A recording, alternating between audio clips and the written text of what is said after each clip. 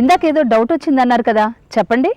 Aunty, మన ప్రపంచంలో అంటే భూమి మీద నీటిలోనూ అనేక జీవరాశులు ఉన్నాయి కదా, వాటిని ఎలా గుర్తిస్తారు, వాటి పేర్లను ఎలా గుర్తు పెట్టుకుంటారు? నాకు అంతా ఆశ్చర్యంగా ఉంది ఆంటీ, వాటి గురించి కొద్దిగా చెప్తారా? సరే, మొన్న మీరు పండక్కి బట్టలు కొనడానికి బట్టల దుకాణానికి వెళ్ళారు కదా, ఏమని అడిగారు? నా ఎత్తుకు సరిపడే ప్యాంట్ షర్ట్ అడిగాను. అసలు కొలతలు తీసుకోకుండానే నా ఎత్తుకు సరిపడే ప్యాంట్ షర్ట్ తీసి ఇచ్చారు. నాకు నచ్చింది నేను సెలెక్ట్ చేసి తీసుకున్నాను. నేను కూడా చుడిదార్ కొన్నాను ఆంటీ. 1000 రూపాయలలో పింక్ కలర్లో నాకు సరిపోయే చుడిదార్ ఇవ్వమన్నాను. అసలు వెతకడం కూడా లేదు, వెంటనే తీసిచ్చాడు. అది నాకు నచ్చింది, కొనేశాను. చూశారు కదా, కొన్ని వేల సంఖ్యలో దుస్తులుంటే అందులో నుంచి తీసి మీకు ఎలా ఇచ్చారనుకుంటున్నారు? ఎత్తును బట్టి, సైజును బట్టి, తయారు చేయడానికి ఉపయోగించే బట్ట రకాన్ని బట్టి బట్టల్ని అమరుస్తారు. అలాగే సూపర్ మార్కెట్లలో రకరకాల పేస్టులు ఒకవైపు, బూస్టు, బోర్నవిటాల్ లాంటివన్నీ ఒకవైపు అమరుస్తారు. ఒక రకానికి చెందిన పదార్థాలన్నీ ఒకే చోట ఉండేలా అమరుస్తారు. ఇలా ఏది కావాలంటే అది తీసిచ్చేలా అమరుస్తారు. ఎందుకంటే ఎక్కువ వస్తువులున్నప్పుడు వాటి పనిని బట్టి, ధరను బట్టి, సైజును బట్టి, రంగును బట్టి ఎవరికి ఎలా అనుకూలంగా ఉంటే అలా అమర్చుకుంటారు. అలాగే మన భూమి మీద నీటిలో అనేక రకాల జీవరాశులు కొన్ని మిలియన్ల సంఖ్యలో ఉన్నాయి. వాటి గురించి అధ్యయనం చేయడం కోసం, అంటే వాటి గురించి వివరంగా చదవడం కోసం జీవశాస్త్రాన్ని కొన్ని శాఖలుగా విభజించారు. మొట్టమొదట జీవుల గురించి అధ్యయనం చేసిన వాళ్ళు గ్రీకు దేశస్థులు. మరి నీకు అరిస్టాటిల్ గురించి తెలుసా ప్రణతి? తెలుసు ఆంటీ. అరిస్టాటిల్ గ్రీకు దేశస్థుడు, జీవశాస్త్ర పితామహుడు కూడా. వెరీ గుడ్, కరెక్టుగా చెప్పావు. మరి మన దేశంలో హరిత విప్లవ కార్యక్రమాన్ని ప్రవేశపెట్టిందెవరు? నువ్వు చెప్పు కారుణ్య. ఎంఎస్ స్వామినాథన్. చూశారు కదా, ఒక్కొక్క శాస్త్రజ్ఞుడు ఒక్కొక్క దాని గురించి అధ్యయనం చేశారు. ఇలా ఎందరో శాస్త్రజ్ఞులు ఎన్నో విషయాలను అధ్యయనం చేసి ఎన్నో కొత్త సంగతుల్ని కనుగొన్నారు. వీటన్నింటినీ వివిధ శాఖల్లో పొందుపరిచి జీవశాస్త్ర అధ్యయనం అనువుగా, ఆసక్తికరంగా జరగడానికి వీలు కల్పించారన్నమాట. మొదట ఎలా చేశారంటే, జీవుల రకాలను బట్టి 3 రకాలుగా విభజించారు. అవి 1 వృక్షశాస్త్రం, 2 జంతుశాస్త్రం, 3 సూక్ష్మజీవశాస్త్రం. వృక్షశాస్త్రం అంటే ఏమిటాంటీ? మొక్కలు, వాటికి సంబంధించిన అన్ని విషయాలను అన్ని కోణాల్లో తెలియజేసేది వృక్షశాస్త్రం.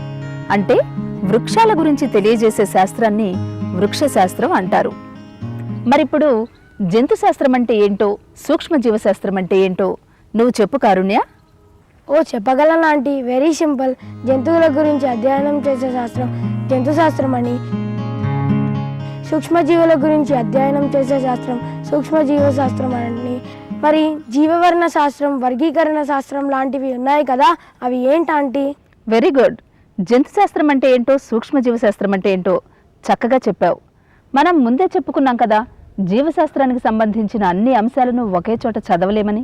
ఎందుకంటే జీవుల బాహ్య అంతర్రూపాలు, ఆకారం, అవయవాల పని, అంతర్నిర్మాణం, పిండోత్పత్తి ఎలా జరుగుతుంది, అవి వాతావరణానికి అనుకూలనాలను ఎలా ఏర్పరచుకుంటాయి, తల్లిదండ్రుల నుంచి లక్షణాలు పిల్లలకు ఎలా వస్తాయి, జీవులకు వచ్చే వ్యాధులు, వాటి నుంచి ఎలా రక్షించుకోవాలి, కొత్త జీవులు ఎలా ఏర్పడతాయి, ఇలాంటి అనేకమైన అంశాలను దృష్టిలో ఉంచుకుని జీవశాస్త్రాన్ని అనేక శాఖలుగా విభజించారు. అవేంటంటే స్వరూప శాస్త్రం, శరీర నిర్మాణ శాస్త్రం, కణశాస్త్రం, కణజాల శాస్త్రం, శరీర ధర్మశాస్త్రం, పిండోత్పత్తి శాస్త్రం, వర్గీకరణ శాస్త్రం, జీవావరణ శాస్త్రం, జీవ భౌగోళిక శాస్త్రం, పురాజీవ శాస్త్రం, జీవ పరిణామ శాస్త్రం, జన్యుశాస్త్రం, పరాన్న జీవశాస్త్రం, వ్యాధి విజ్ఞాన శాస్త్రం, ఇమ్యునాలజీ, యూజెనిక్స్.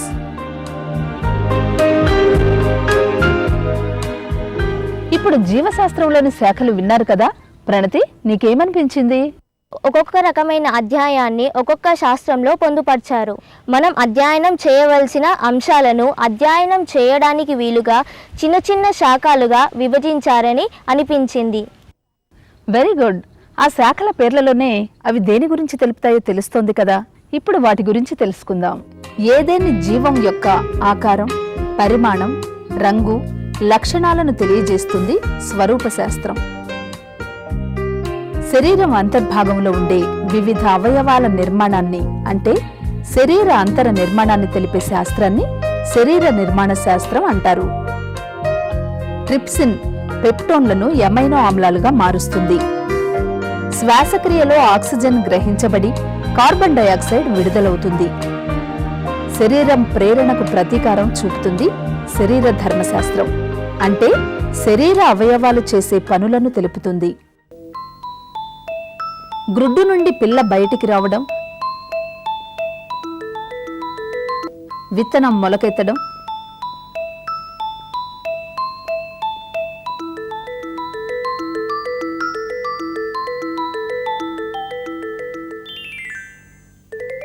ఇవి రెండు కూడా గ్రుడ్డు నుండి ప్రౌఢ దశ వరకు జరిగే అభివృద్ధి తెలియజేస్తుంది కాబట్టి ఇది పిండోత్పత్తి శాస్త్రం. జీవుల వర్గీకరణను తెలిపేది వర్గీకరణ శాస్త్రం.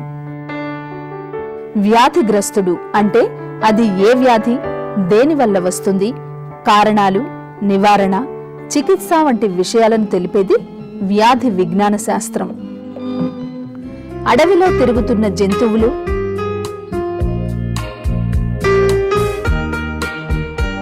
చెరువులో ఈదుతున్న చేపలు, కప్పలు మరియు కీటకాలు, చెట్టు మీద పక్షులు, ఇవన్నీ జీవులకు అవి నివసించే ఆవరణానికి మధ్య గల సంబంధాన్ని తెలుపుతున్నాయి కాబట్టి ఇది జీవావరణ శాస్త్రం. డిఎన్ఏ అణువుపైనున్న జన్యువుల ద్వారా తల్లిదండ్రుల లక్షణాలు పిల్లలకు సంక్రమిస్తాయని తెలిపేదే జన్యుశాస్త్రం. ప్రపంచంలో విస్తరించిన జంతువుల గురించి తెలిపేది జంతు భౌగోళిక శాస్త్రం. ఏలిక పాములు, బద్దెపురుగులు, నులిపురుగుల వంటి పరాన్నజీవులు మన చిన్న ప్రేగుల్లో జీవించి హాని కలుగజేసే వ్యాధులను కలిగిస్తాయి కాబట్టి జీవుల శరీరం మీద గాని లోపల గాని జీవించే పరాన్నజీవులను అధ్యయనం చేసే శాస్త్రాన్ని పరాన్న జీవశాస్త్రం అంటే పారాసైటాలజీ అంటారు. కణాలు, కణ నిర్మాణం, దాని పనిని గూర్చి తెలిపే శాస్త్రాన్ని కణశాస్త్రం అంటారు. కణజాలాల గురించి తెలిపేది కణజాల శాస్త్రం. ఒకసారి భూమి మీద జీవించి గతించిన శిలాజాల గురించి తెలిపే శాస్త్రమే పురాజీవశాస్త్రం. మంచి లక్షణాలు, తెలివిగల పిల్లలు, జెనెటిక్ ఇంజనీరింగ్ అంటే మానవ అభివృద్ధి నియంత్రిత అనువంశికత ద్వారా పొందడం గురించి తెలియజేసేదే యూజెనిక్స్. పోలియో డ్రాప్స్, డిపిటి,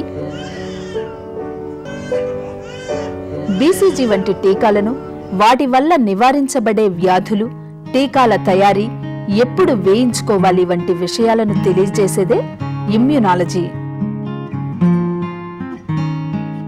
జీవశాస్త్రంలోని ముఖ్య శాఖల గురించి ఇప్పుడు తెలుసుకున్నాం కదా. ఇంకా ఇందులో ఎన్నో ఉపశాఖలున్నాయి. సరే, ఇంకో ముఖ్య విషయం, కొన్ని శాస్త్రాలను ఉపయోగించి వ్యవసాయం, పశు సంపద, పూలు, పండ్లు, కూరగాయలు, తేనెటీగల పరిశ్రమ, ఇతర గ్రహాలపైన జీవం గురించి, వైద్య శాస్త్రంలో జరుగుతున్న అభివృద్ధి గురించి మనం రోజు వింటూనే ఉన్నాం, చూస్తూనే ఉన్నాం. జీవశాస్త్ర సాంకేతిక విజ్ఞానం ఇందుకు తోడ్పడుతుంది. ఏ శాస్త్ర సాంకేతిక విజ్ఞానం ఏ అంశాలకు ఉపయోగపడుతుందో ఇప్పుడు తెలుసుకుందాం. వ్యవసాయ శాస్త్రం పంటలు, ఆవులు, బర్రెల గురించి తెలియజేస్తుంది.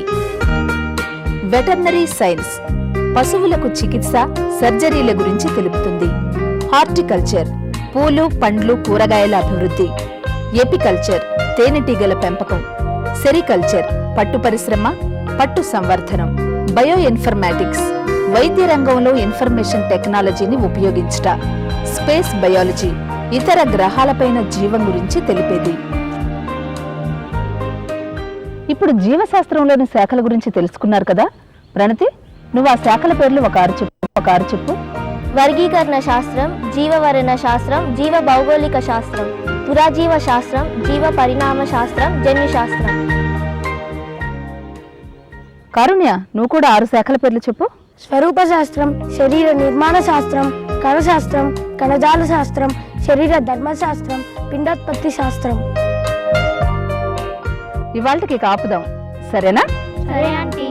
ఓకే, మళ్ళీ కలుద్దాం.